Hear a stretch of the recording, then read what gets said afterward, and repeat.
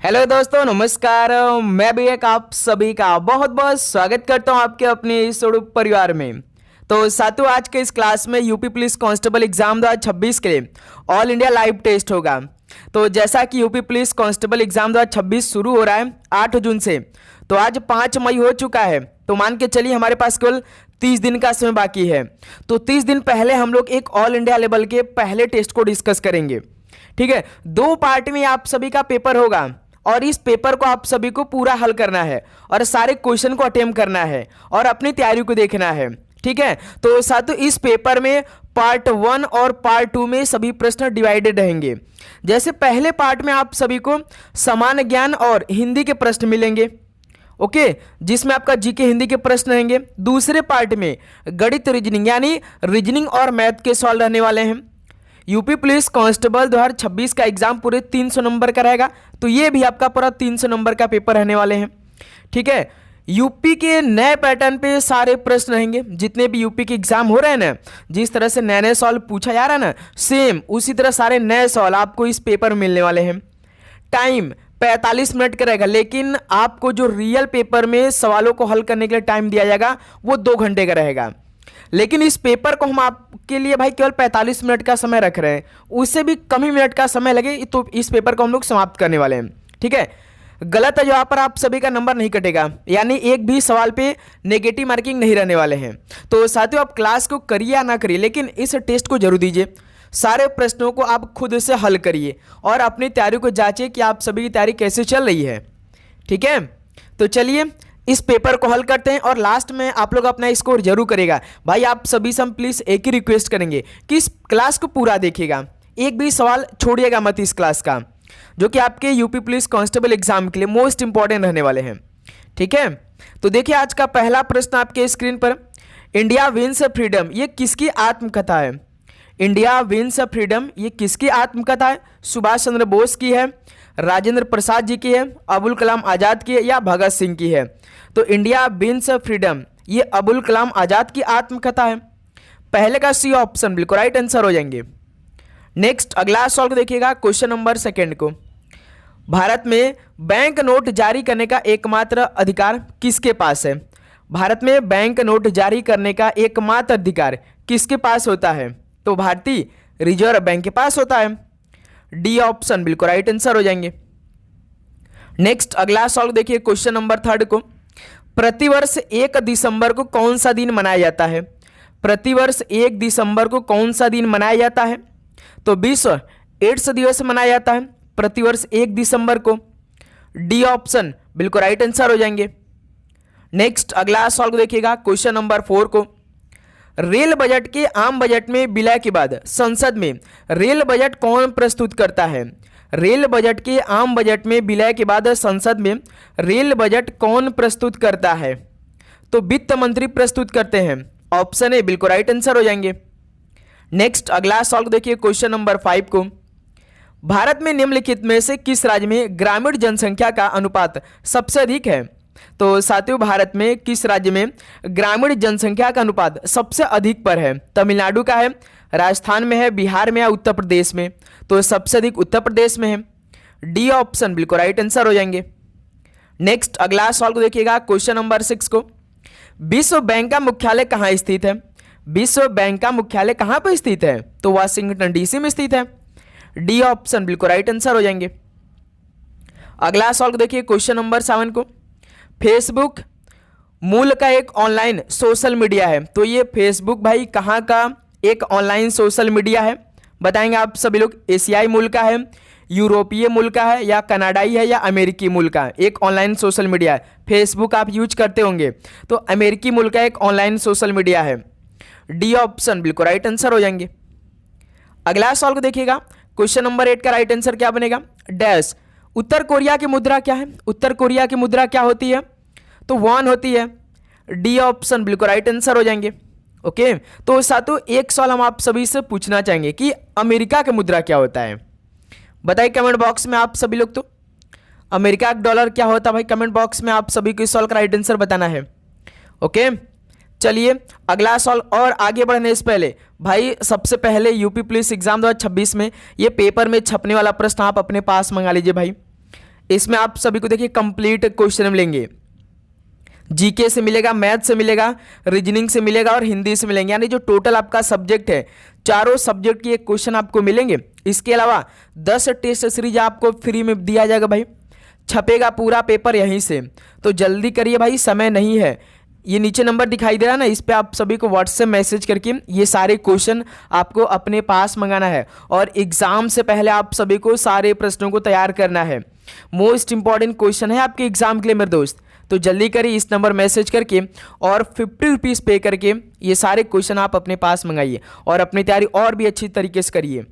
Okay, most important question आने वाले आपके एग्जाम के लिए। देखिए क्वेश्चन नंबर 9, डैश भारतीय प्रशासनिक सेवा के प्रमुख की भूमिका निभाते हैं कौन? भारतीय प्रशासनिक सेवा के प्रमुख की भूमिका निभाते हैं कौन?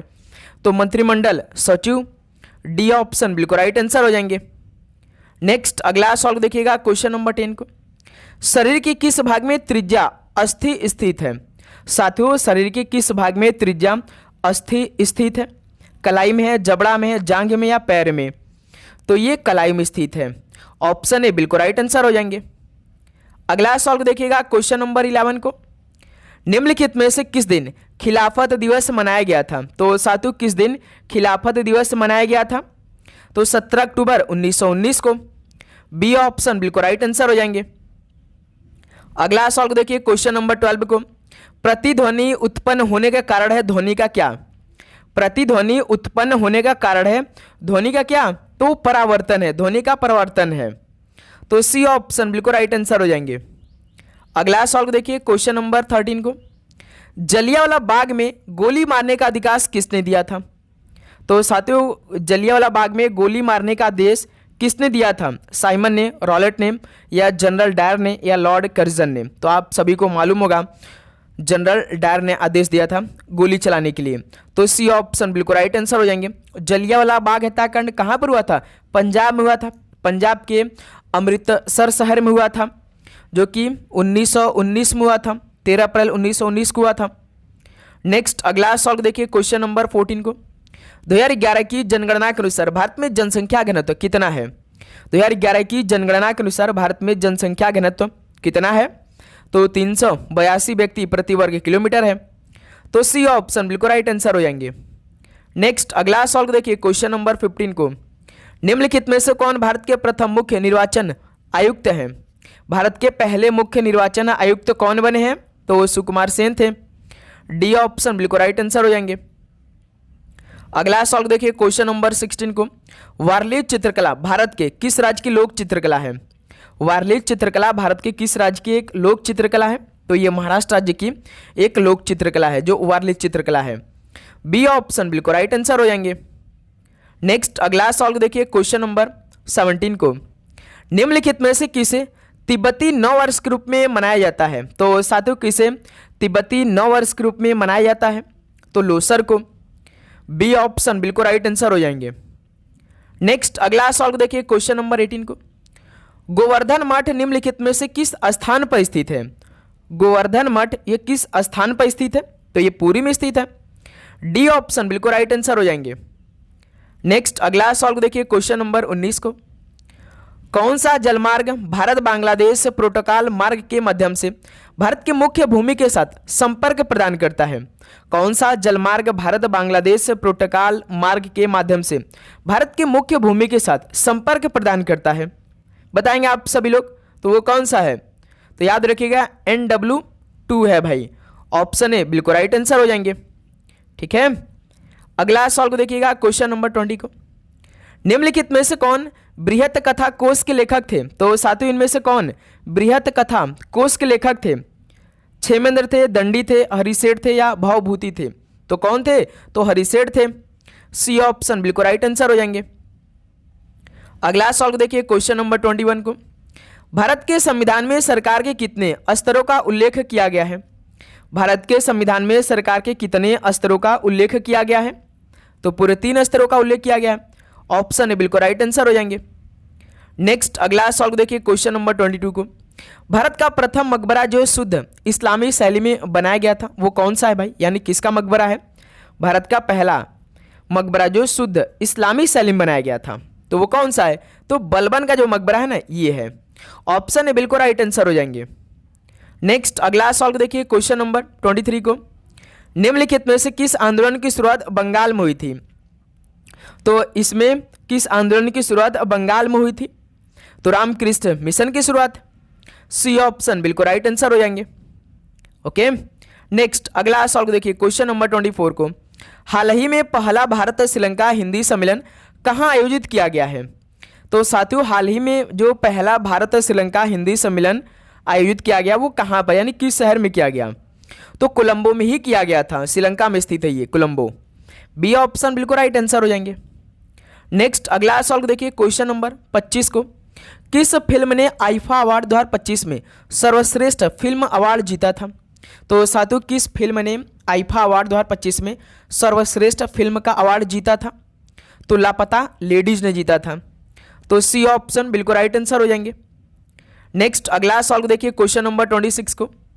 अलंकार में किस उपसर्ग का प्रयोग है? तो साथियों, अलंकार में किस उपसर्ग का प्रयोग है बताएंगे आप सभी लोग? तो अलम का उपयोग है भाई। डी ऑप्शन बिल्कुल राइट आंसर हो जाएंगे। अगला सॉल्व देखिए क्वेश्चन नंबर 27 को। आवारा मसीहा रचना किसके जीवन पर आधारित है? आवारा मसीहा ये रचना किसके जीवन पर आधारित है? तो ये शरत चंद्र चट्टोपाध्याय इनके जीवन पर आधारित है आवारा मसीहा। तो सी ऑप्शन बिल्कुल राइट आंसर हो जाएंगे। तो साथियों, हर एक टाइप का क्वेश्चन हम आपके लिए करवाएंगे। भाई आप चैनल पे नए हैं तो चैनल को सब्सक्राइब करने के बाद नोटिफिकेशन को ऑन कर लेंगे। अभी आप लोग तुरंत नोटिफिकेशन को ऑन करिए, क्योंकि ये क्लास आपकी पूरे एग्जाम तक चलने वाली है। एक भी दिन का गैप नहीं हो रहा है भाई, ठीक है? तो आप जरूर से नोटिफिकेशन को ऑन करें कि क्लास अपलोड हो तो पहला नोटिफिकेशन आप सभी के पास पहुंचे। ओके, अगला सॉल्व देखिए क्वेश्चन नंबर 28 को। सारंग शब्द किसका पर्यायवाची है? सारंग शब्द किसका पर्यायवाची है? तो चंद्रमा का है। डी ऑप्शन बिल्कुल राइट आंसर हो जाएंगे। नेक्स्ट अगला सॉल्व देखिए क्वेश्चन नंबर 29 को। काशी नागरी प्रचारणी सभा की स्थापना किस वर्ष हुई? काशी नागरी प्रचारणी सभा की स्थापना किस वर्ष हुई थी? तो 1893 ईस्वी में हुई थी। ऑप्शन ए बिल्कुल राइट आंसर हो जाएंगे। नेक्स्ट अगला सॉल्व देखिए क्वेश्चन नंबर 30 को। सन्यासी का विलोम शब्द क्या होगा? तो साथियों, सन्यासी का विलोम शब्द क्या होगा? तो गृहस्थ होगा। सी ऑप्शन बिल्कुल राइट आंसर हो जाएंगे। सन्यासी के मतलब जो घर वार छोड़ देते हैं, तो इसका उल्टा क्या होगा? गृहस्थी होगा। नेक्स्ट अगला सॉल्व देखिए क्वेश्चन नंबर 31 का राइट आंसर। निम्नलिखित में से क्रिया विशेषण शब्द कौन सा नहीं है? तो इनमें से क्रिया विशेषण शब्द नहीं कौन सा? जैसे पहले है धीरे भी है, शायद। पुस्तक तो भाई एक संज्ञा शब्द है। ऑप्शन बिल्कुल राइट आंसर हो जाएंगे। ये क्रिया विशेषण शब्द नहीं है पुस्तक। अगला सॉल्व देखिए क्वेश्चन नंबर 32 को। निम्नलिखित विकल्पों में से कौन सा विकल्प अंतरंग शब्द का विलोम शब्द है? तो अंतरंग शब्द का विलोम शब्द क्या होगा? बहिरंग होगा, बदरंग होगा, नारंगी होगा, सतरंगी होगा। क्या बनेगा? तो बहिरंग बनेगा। ऑप्शन है बिल्कुल राइट आंसर हो जाएंगे। नेक्स्ट अगला सॉल्व देखिए क्वेश्चन नंबर 33 को। अव्यय के मुख्यतः कितने भेद हैं? तो साथियों, अव्यय के मुख्यतः कितने भेद हैं? तो पूरे 4 भेद हैं। बी ऑप्शन बिल्कुल राइट आंसर हो जाएंगे। नेक्स्ट अगला सॉल्व देखिए क्वेश्चन नंबर 34 को। दिए गए वाक्यांश के लिए एक शब्द चुनिए जो जन्म से अंधा हो। जो जन्म से अंधा हो तो उसे क्या बोलेंगे? जन्मांध बोलेंगे। ऑप्शन है बिल्कुल राइट आंसर हो जाएंगे। नेक्स्ट अगला सॉल्व देखिए क्वेश्चन नंबर 35 को। दिए गए वाक्य में रेखांकित शब्द का तत्सम शब्द ज्ञात कीजिए। भगवान को फूल अर्पित करो, तो फूल का भाई तत्सम शब्द क्या बनेगा? तो पुष्प बनेगा। सी ऑप्शन बिल्कुल राइट आंसर हो जाएंगे। नेक्स्ट अगला सॉल्व देखिए क्वेश्चन नंबर 36 को। विस्मयादिबोधक अव्यय किस वाक्य में नहीं है? बताएंगे आप लोग। विस्मयादिबोधक अव्यय किस वाक्य में नहीं है? जैसे मेरे दोस्त देखिए, छी ये तो विस्मय है, बाप रे ये भी एक विस्मय है, वाह वाह इसमें भी विस्मय, लेकिन मैंने कहा कि वह नहीं जाएगा, तो इसमें कहाँ विस्मय विस्मयादिबोधक अव्यय है? तो बी ऑप्शन में नहीं है। तो बी ऑप्शन बिल्कुल राइट आंसर बनेगा। चलिए नेक्स्ट अगला सॉल्व देखिए क्वेश्चन नंबर 37 को। छंदों में एक चरण की समाप्ति पर किस विराम चिन्ह का प्रयोग होता है? तो सातु छंदों में एक चरण की समाप्ति पर किस विराम चिन्ह का प्रयोग होता है? बताएंगे आप सभी लोग। तो कामा का यानी अल्प विराम का प्रयोग होता है। अल्प विराम कैसे होता है? ऐसे वाला होता है जो नीचे लगता है। तो पहला ऑप्शन देखिए दिया है, तो राइट आंसर हो जाएंगे। ओके। नेक्स्ट अगला सवाल को देखिए, क्वेश्चन नंबर 38 को, समाप्ति सूचक चिन्ह की पहचान करिए। समाप्ति सूचक चिन्ह की पहचान करना है तो कौन सा है? समाप्ति में भाई जो पहला ऑप्शन है जीरो या तो ऐसे डैश डैश रहता है, ठीक है, ऑप्शन बिल्कुल राइट आंसर हो जाएंगे। नेक्स्ट अगला सवाल देखिए, क्वेश्चन नंबर 39 को, सही वर्तनी वाले शब्द का चयन कीजिए। सही वर्तनी वाले शब्द का चयन करना है तो सांसारिक, दोस्त मेरे सांसारिक हम लोग कैसे लिखते हैं, जो कि पहला ऑप्शन गलत है भाई, संसारिक, संसारक, डी ऑप्शन देखिए बिल्कुल सही दिया है, तो यही हमारा ऑप्शन भी राइट आंसर बनेगा। नेक्स्ट अगला सवाल देखिए, क्वेश्चन नंबर 40 को, निम्नलिखित में से कौन सा वाक्य सकर्मक क्रिया की दृष्टि से अशुद्ध है? बताएंगे आप लोग, कौन सा वाक्य सकर्मक क्रिया की दृष्टि से अशुद्ध है? राम रोता है, भाई राम रोता में अलग हो जाएगा, यानी यही हो जाएगा, राम बहुत रोता है, ये सकर्मक क्रिया की दृष्टि से अशुद्ध है, डी ऑप्शन बिल्कुल राइट आंसर हो जाएंगे। नेक्स्ट अगला सवाल को देखिए, क्वेश्चन नंबर 41 को, वह द्वार द्वार पर भीख मांगता चलता है, वाक्य में कारक कौन सा है? वह द्वार द्वार पर भीख मांगता चलता है, वाक्य में कारक कौन सा है? बताएंगे आप लोग, तो इसमें अधिकरण कारक है, सी ऑप्शन बिल्कुल राइट आंसर हो जाएंगे। नेक्स्ट अगला सवाल देखिए, क्वेश्चन नंबर 42 को, निम्न में से यश प्राप्त के समास विग्रह का चयन करें। यश प्राप्त के समास विग्रह का चयन करना है, बताइए, तो यश को प्राप्त होगा, डी ऑप्शन बिल्कुल राइट आंसर हो जाएंगे। नेक्स्ट अगला सवाल को देखिए, क्वेश्चन नंबर 43 को, तालाब का किनारा अत्यंत सुंदर दिख रहा है, इस वाक्य में प्रयुक्त किनारा शब्द का अनेकार्थी शब्द निम्न में से कौन सा है? बताइए, किनारा शब्द का अनेकार्थी शब्द आप सभी को बताना है, तो किनारा का मतलब होता है दोस्त मेरे क्या? हाशिया, तो ऑप्शन बिल्कुल राइट आंसर हो जाएंगे। साथियों लास्ट में आप जरूर स्कोर करिएगा कि आज के इस लाइव टेस्ट में से आप सभी कितना स्कोर बन रहा है, ठीक है, और आप चैनल पे नए हैं तो सब्सक्राइब करने के बाद नोटिफिकेशन को जरूर ऑन करिएगा, ठीक है। क्वेश्चन नंबर 44 देखिए, संदिग्ध भूतकाल का वाक्य कौन सा है? संदिग्ध भूतकाल का वाक्य कौन सा है? नौकर आया था, नौकर आता रहा होगा, नौकर आया या नौकर आया होगा, संदिग्ध लग रहा है किस में? नौकर आया होगा, तो डी ऑप्शन बिल्कुल राइट आंसर हो जाएंगे। अगला सवाल को देखिए, क्वेश्चन नंबर 45 को, सोरठा छंद की विषम पंक्तियों में कितनी मात्राएं होती हैं? तो साथियों सोरठा छंद की विषम पंक्तियों में कितनी मात्राएं होती है? तो पूरे कितनी मात्राएं होती हैं? 11 मात्राएं होती हैं, डी ऑप्शन बिल्कुल राइट आंसर हो जाएंगे। अगला सवाल को देखिए, क्वेश्चन नंबर 46 को, हिंदी के तालव्य ध्वनियाँ कौन सी है भाई? हिंदी के तालव्य ध्वनियाँ कौन कौन सी है? च है, छ है, ज है और एक झ है, तो पहला ऑप्शन बिल्कुल राइट आंसर हो जाएंगे।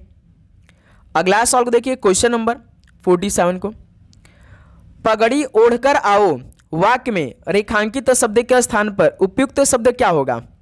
ओढ़कर यानी पगड़ी पहन कर आओ ना, तो पहला ऑप्शन बिल्कुल उपयुक्त शब्द होगा, तो ऑप्शन बिल्कुल राइट आंसर हो जाएंगे।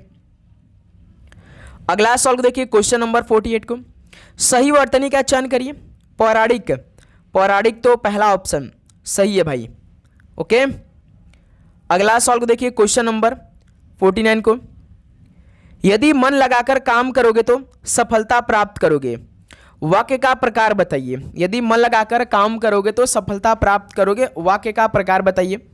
साधारण वाक्य है, संयुक्त वाक्य, मिश्र वाक्य या सभी है? बताएंगे आप लोग, तो ये मिश्र वाक्य है, जैसे यदि मन लगाकर काम करोगे तो सफलता प्राप्त करोगे, ये मिश्र वाक्य है, सी ऑप्शन राइट आंसर हो जाएंगे। अगला सवाल देखिए, क्वेश्चन नंबर 50 को, तो अब साथियों हम लोग रीजनिंग के सवालों को हल करेंगे। आप भी अच्छी तरीके से रीजनिंग का एक एक सवाल को हल करिए। तो देखिए, दी गई श्रृंखला में प्रश्न चिन्ह के स्थान पर क्या आएगा?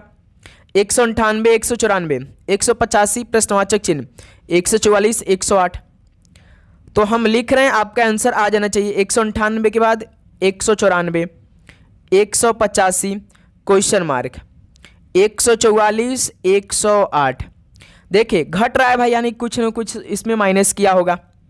198 से 194 -4 हुआ है, 194 से 185 यानी 85, 5, 90, इसमें -9 हुआ है। और साथियों 144 से 108 कैसे गया होगा? तो -36 हुआ है इसमें, तो साथियों देखिए 2 का स्क्वायर किया भाई, ये 3 का स्क्वायर किया है।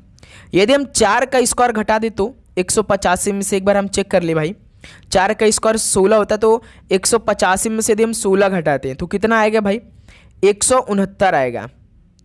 अब 169 से 44 कैसे आएगा, 25 घटेगा तब, यानी 5 का स्क्वायर। देखिए बिल्कुल करेक्ट हमारा ये लॉजिक है कि पहले 2 का स्क्वायर घटाया फिर 3 का स्क्वायर, तो इसी प्रकार हमने 4 का स्क्वायर घटाया तो हमने देखा कि 5 का स्क्वायर भी घटाया, क्योंकि 169 से आपको 144 जाना है, तो 69 में से 44 कितने घटाएंगे बनेगा, तो 25 घटाएंगे तो कितने का स्क्वायर होता है, 5 का स्क्वायर होता है।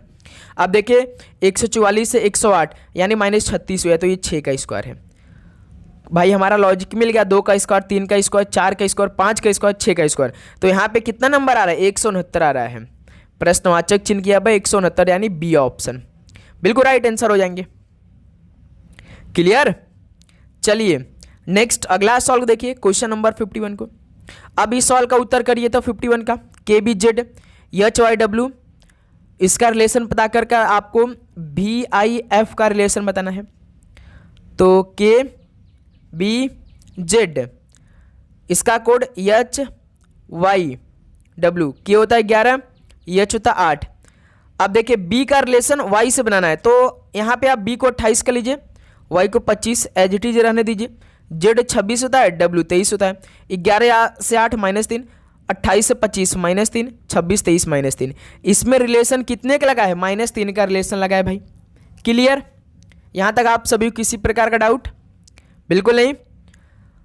तो अब हम लोग सॉल्व करेंगे जो हमसे पूछा VIF का, -3 -3 -3, V होता 22, I होता 9, F होता 6, तो 22 में से 3 घटाएंगे 19, 9 में से 3 घटाएंगे 6, 6 में से 3 घटाएंगे 3, तो 19 पे यस होता है, 6 पे F होता है और 3 पे C होता है, यानी SFC।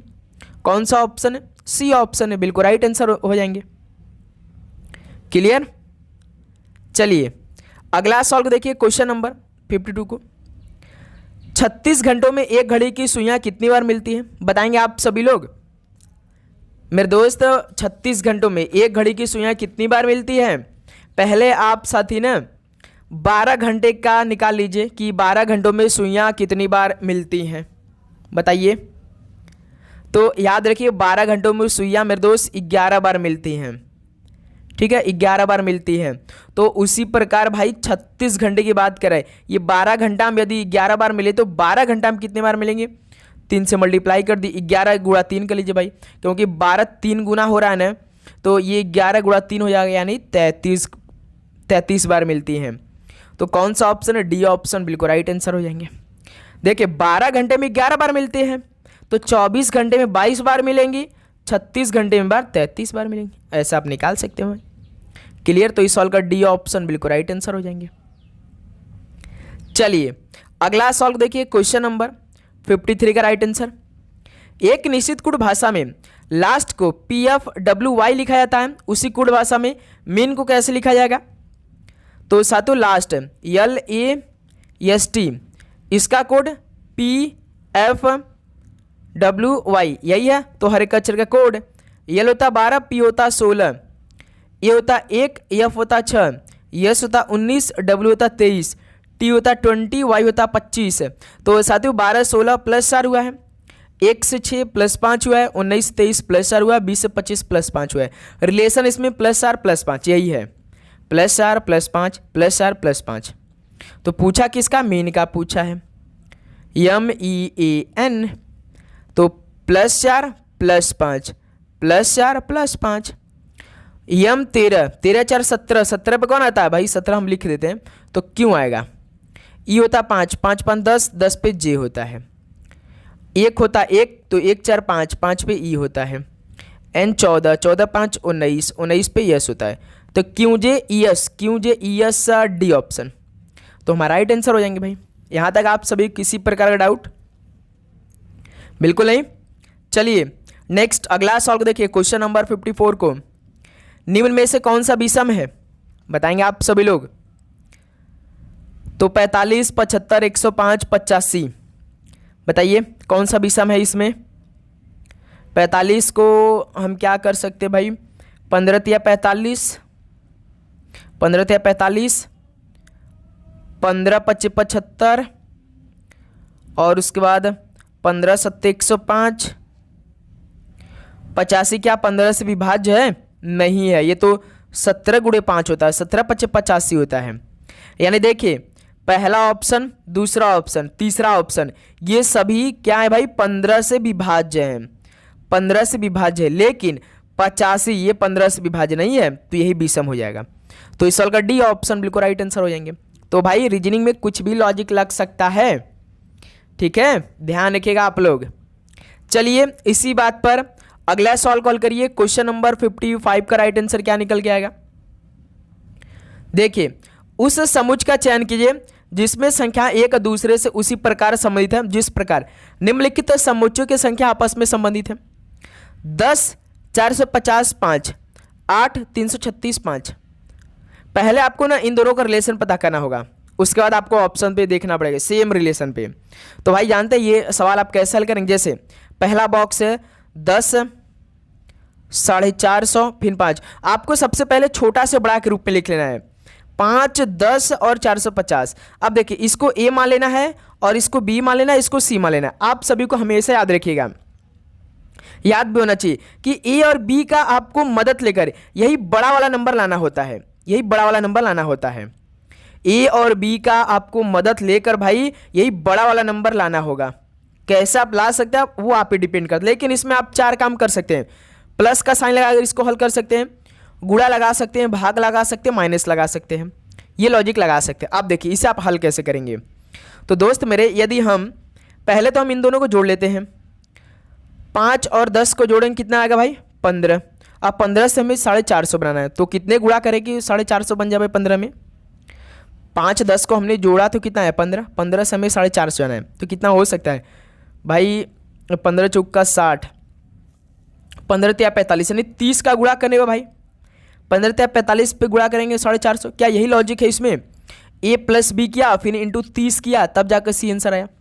अब दूसरा भी चेक करना पड़ेगा भाई हमें, है ना। देखिए जो ये 8 360 5 है, तो देखिए सबसे पहले छोटा से बड़ा हम लिख लेते हैं भाई, दूसरा अब हल करते हैं। इसमें लॉजिक देखिए पहले ए प्लस बी को जोड़ा फिर 30 से गुणा कर दिया तो सी हमारा आंसर आया।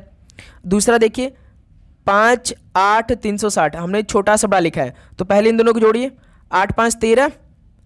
अब 13 में यदि हम 30 का मल्टीप्लाई करें कितना आएगा, 13 39 हो जाएगा, यानी 300, ये तो 90 आ रहा है लेकिन हमें 360 लेना है। यानी ये लॉजिक नहीं मैच किया।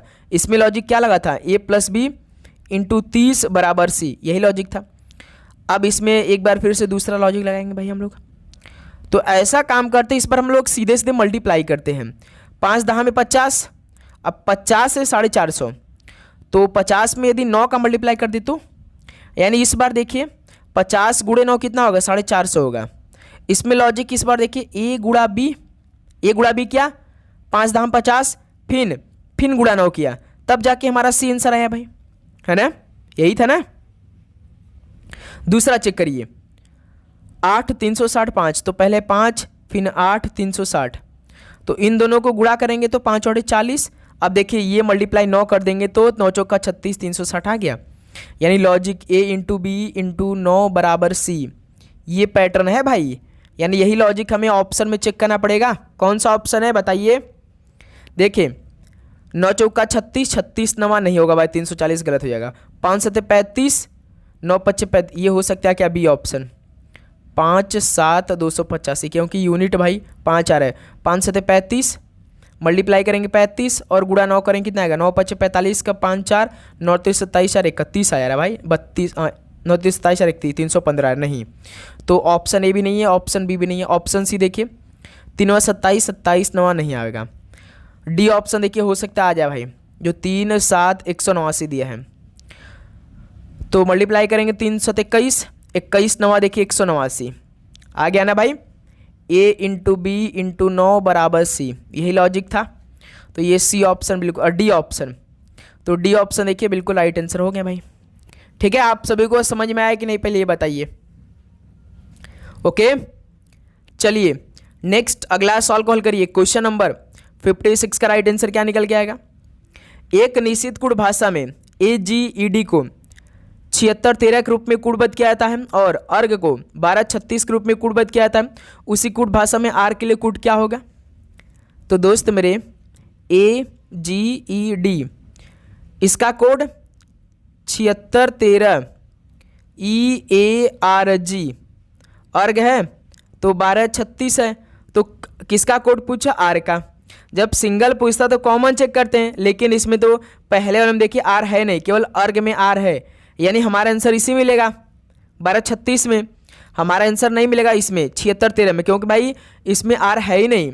तो अब देखिए सबसे आसान वाला मेथड बताएंगे, जिसमें आर नहीं है उसमें हमारा आंसर होगा नहीं, यानी इसमें हमारा आंसर होगा नहीं, क्योंकि AGED में तो आर दिया नहीं है।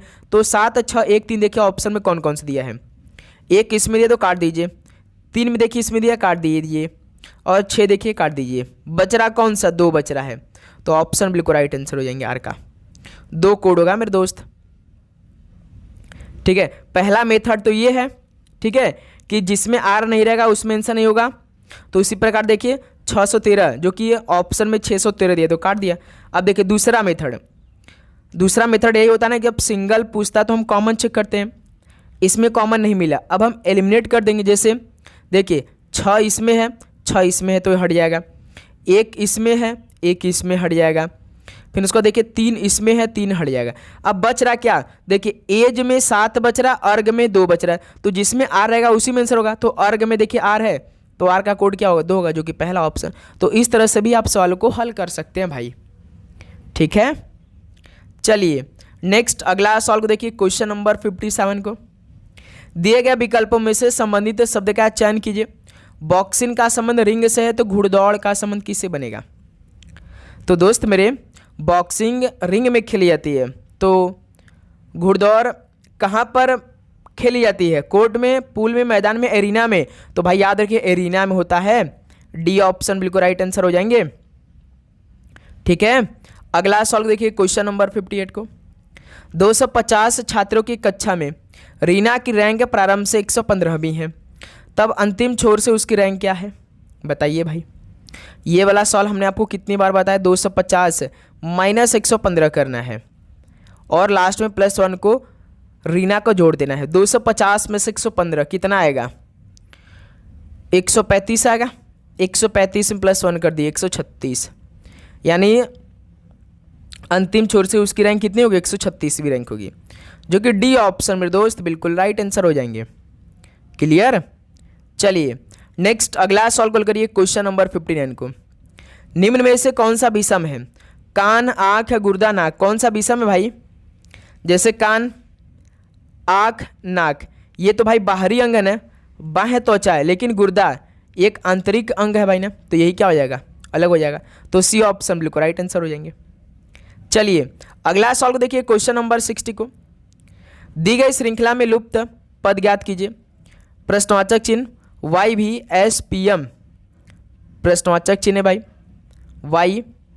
YVSPM। Y होता 25, B होता 22, S होता 19, P होता 16, M होता 13। 25 से 22 -3, 22 19 -3, 19 16 -3, 16 13 -3। तो इसमें लॉजिक -3 का लगाया, तो ऐसा काम करिए 25 में से -3 करिए, कितना आएगा? 22 है ना मेरे दोस्त, 22। लेकिन भाई साहब 25 कैसे बना होगा ये डिपेंड कर रहा है मेरे दोस्त। कोई बता सकता है क्या? यदि हम ए को यहाँ पे ले ले तो ए को मान के चलिए हम 27 कर लेते हैं, तो 27 में से 3 घटाएंगे 24 आएगा। 24 पे तो भाई कौन होता है? ये x होता है। लेकिन यहाँ पे हम b ले ले, तो अब यहाँ पे हम b लेते हैं। अब देखिए जब हम यहाँ पे b लेते हैं तो b को हमें 28 कर लेते हैं, तब जाकर देखिए 28 में से 3 घटाएंगे तब ना जाकर 25 बनेगा। यानी यहाँ पे कौन अच्छा रहेगा? b आएगा, जो कि डी ऑप्शन बिल्कुल राइट आंसर मैच कर गया। भाई इसमें कई सारे स्टूडेंट फंस गए होंगे। हल्का वाला सवाल हल्के मत लिया कीजिए आप लोग। भाई आप चैनल पे नए तो सब्सक्राइब करने के नोटिफिकेशन को ऑन करेंगे, क्योंकि भाई आपका एक लाइक और एक सब्सक्राइब हमें मोटिवेट करता है, ठीक है। चलिए मेरे दोस्त नेक्स्ट अगला सवाल कॉल करिए क्वेश्चन नंबर 61 को। देखिए एक खुदरा विक्रेता अपने सामान को 150% पर अंकित करता है और 40% की छूट देता है। यदि क्रय मूल्य 1600 है तो विक्रय मूल्य क्या होगा? एसपी क्या होगा गुरु? एक खुदरा विक्रेता अपने सामान को 150% पर अंकित करता है, 40% की छूट देता है। अंकित है यानी 150% पर अंकित करता है तो वो कितने बराबर हो जाएगा? 250 के बराबर हो जाएगा। 150 से 100 जोड़ दीजिए, 250 बटे में 100 गुणा, और 40% की छूट दे रहा है यानी 100 से 40% छूट दिया, यानी अब वो 60 का हो जाएगा मल्टीप्लाई अपन में 100। अब इसको हल करिए, कितना आंसर आएगा? अभी यदि क्रय मूल्य 1600 है तो अब 1600 का मल्टीप्लाई भी कर दीजिए, आंसर आ जाएगा आपका। हल करिए, कितना आंसर आएगा? तो दोस्त मेरे यहाँ से देखिए, 00 से 00 इसको काट देते हैं पहले हम लोग, 10 से 0 इसको काट देते हैं हम लोग, है ना। फिर उसके बाद मेरे दोस्त कितना आंसर आएगा? तो यहाँ से 10 से 0 यहाँ से काट देते हैं, ठीक है। 25 गुणे 6 यानी 25 चौका 100, 25 छक्का 150, मल्टीप्लाई यहाँ पे 16 बाकी है तो मल्टीप्लाई करें, देखिए कितना आंसर है। 16 0 0, 16 25 80 का 0 8, 16 कम 16 8 2400। तो कितना आंसर आएगा भाई? 2400 रुपया होगा। डी ऑप्शन बिल्कुल राइट आंसर हो जाएंगे। क्लियर? यहाँ तक आप सभी किसी प्रकार का डाउट इस सवाल में? बिल्कुल नहीं। चलिए अगला सवाल देखिए, क्वेश्चन नंबर 62 को 0.5 और 72 का माध्य समानुपाती ज्ञात कीजिए। भाई मध्यानुपाती हम लोग कैसे निकालते हैं? रूट में a इंटू बी कर देते हैं ना, तो यहाँ से रूट ए आपका 0.5 मल्टीप्लाई बी कितना है 72, तो कितना हो जाएगा? 5 दूना 10 का 0 1, 5 से 35 36, 360, एक पॉइंट हटा दिए तो रूट 36 किसका होता है? 6 का होता है। तो 0.5 और 72 का मध्य समानुपाती कितना होगा? 6 होगा। तो केवल 6 होगा, रूट 6 मत कर दीजिएगा। तो सी ऑप्शन इस सवाल का राइट आंसर हो जाएंगे। क्लियर मेरे दोस्त? चलिए अगला सवाल देखिए, क्वेश्चन नंबर 63 को, पाइप ए और बी किसी टैंक को क्रमशः 15 घंटे और 18 घंटे भर सकते हैं। यदि दोनों पाइपों को एक साथ खोल दिया जाए तो टैंक को 2/3 भाग करने में कितना समय लगेगा? मेरे दोस्त देखिए सवाल को ध्यान से देखिए, ए और बी है, ए को 15 घंटे में और बी को 18 घंटे में भर सकते हैं। तो इनका कुल क्षमता निकाले, कुल काम निकाले तो 15 18 का एलसीएम कितना होता है? 90 होता है।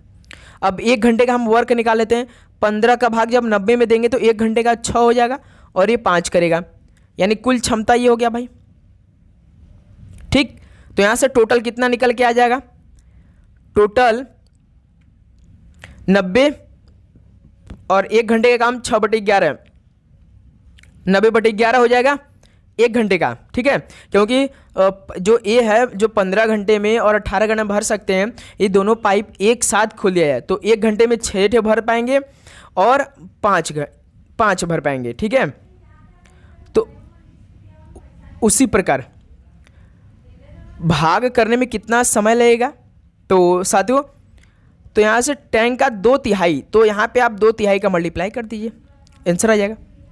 3 एक कम 3, 30 90, 30 दूना 60, 60/11, तो कितना आंसर आएगा? हल करिए। 11 5 55, 5 सही 5/11 घंटा, 5 सही 5/11 आंसर आएगा इसका। कितना आएगा मेरे दोस्त?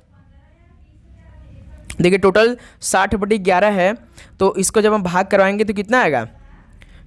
60/11 यानी भाई 11 5 55, 5 ऊपर जाएगा फिर 11 यानी 5 सही 5/11 घंटे लगेंगे। तो इस सवाल का बी ऑप्शन आपका बिल्कुल परफेक्ट आंसर हो जाएंगे। ठीक है मेरे दोस्त, आप सभी को समझ में आया? ओके, यदि आपको किसी भी सवाल पे डाउट हो तो भाई कमेंट बॉक्स में ज़रूर बताइएगा।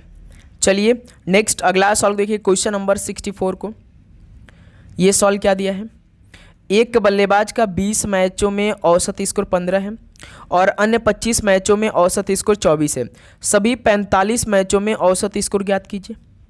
एक बल्लेबाज का 20 मैचों में औसत स्कोर 15 है, यानी 15 दूना 30, 300 हो जाएगा, और अन्य 25 मैचों में स्कोर कितना है? 24 है। तो ये किसके बराबर हो जाएगा? 25 चौका 100, 10, 25 दूनी 50, 60 यानी 600। टोटल कितना रन हो गया भाई? 900। कितने का पूछा? सभी 45, तो 45 से भाग करा दिए, 45 दूना 90, यानी सभी 45 मैचों में औसत स्कोर उसका कितना है? हर मैच में वो 20 रन मार रहा है। तो बी ऑप्शन बिल्कुल राइट आंसर हो जाएंगे। औसत ऐसे निकालते हैं ना भाई आप लोग, सभी संख्याओं का योग करते हैं, टोटल से भाग करा देते हैं, आंसर आ जाता है ना। क्लियर। चलिए नेक्स्ट अगला सवाल को देखिए, क्वेश्चन नंबर 65 को। 8 मीटर आधार और 16 मीटर ऊंचाई वाले त्रिभुज का क्षेत्रफल ज्ञात करिए। तो भाई आप जानते हैं हर क्लास में आपको होमवर्क एक सवाल मिलता है, तो ये सवाल ये होमवर्क रहेगा, आप लोग इसका कमेंट बॉक्स में बताइए। तो साथियों फाइनली ये 65 क्वेश्चन कंप्लीट हो गए भाई पहले लाइव टेस्ट पेपर में। अब बताइए कि आप सभी का इन 65 सवाल में से कितना स्कोर बना। सभी दोस्त ईमानदारी के साथ बताएंगे, तो उम्मीद करूंगा आप सभी को हर एक प्रश्न का उत्तर याद हो चुका होगा। यदि आप सभी किसी भी सवाल पे डाउट है तो साथियों कमेंट बॉक्स में जरूर बताइए। ओके, लगातार इस तरह क्लास आप सभी के बीच में है कि एक भी दिन का गैप नहीं होगा, ठीक है।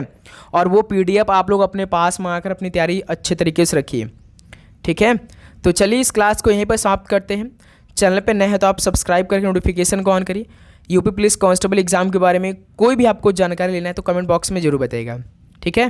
तो चलिए मिलते हैं एक और नए क्लास के साथ। आप सभी को जय हिंद, जय भारत, पढ़ाई करते रहिए, ऑल द बेस्ट, धन्यवाद।